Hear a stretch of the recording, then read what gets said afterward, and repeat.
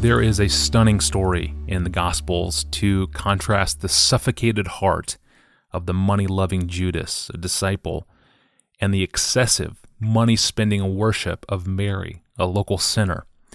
The story is recounted in John chapter 12, verses 1 to 8, and I'll read it. 6 days before the Passover, Jesus therefore came to Bethany, where Lazarus was, whom Jesus had raised from the dead. So they gave a dinner for him there. Martha served, and Lazarus was one of those reclining with him at table. Mary therefore took a pound of expensive ointment made from pure nard, and anointed the feet of Jesus and wiped his feet with her hair. The house was filled with the fragrance of the perfume. But Judas Iscariot, one of the disciples, said, "Why was this ointment not sold for 300 denarii, a year's salary, and then given to the poor?"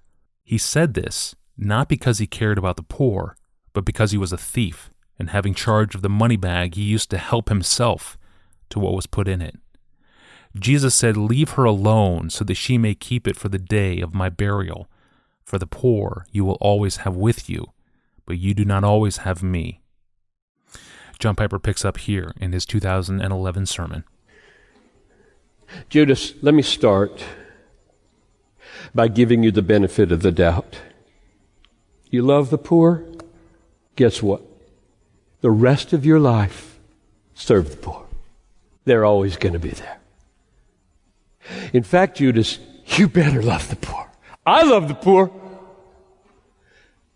So, you may now feel free, with no obstacle from Mary at all, to love the poor the rest of your days. Go ahead, Judas. Judas, I know you don't love the poor. And you don't love me. You love money. And in 5 days you'll sell me for 30 pieces of silver. Listen, Judas. Listen, Bethlehem. Listen, world. To the Apostle Paul. Where did he learn this? Where did Paul learn this?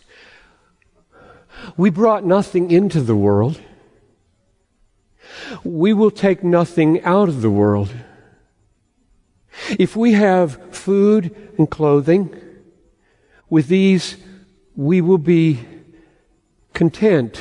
But those who desire to be rich fall into temptation, into a snare, into many hurtful and senseless desires that plunge men into ruin and destruction. For the love of money is the root of all kinds of evil, and by this kind of craving some have wandered away from the faith, O Judas, and pierced themselves with many pangs.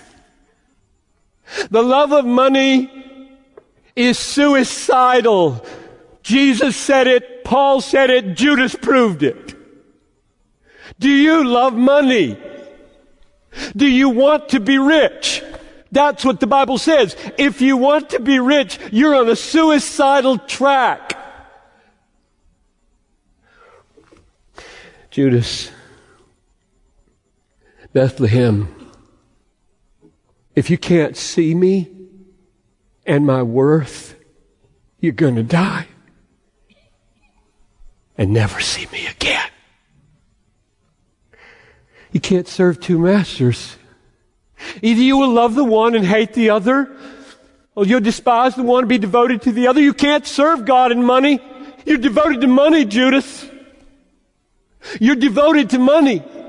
You get up in the morning and think money. You go to bed at night, you think money. You open the newspaper and go to the stock page, you think money, money, money, money, money. It is the hope and the God that you have. It's your security. It's your pathway to pleasure. And you're dead. You're going to die, Judas, and never see me again. Think what Mary could have bought. That's reason number 2. Leave her alone. You're a lover of money, not a lover of me.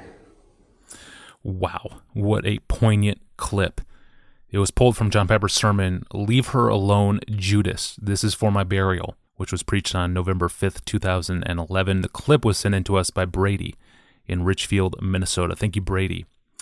Please keep those suggested clips coming into us, and when we share a clip on Wednesdays, the full sermon is always available online at desiringgod.org. We return tomorrow with John Piper himself. I'm your host, Tony Reinke. Thanks as always for listening in.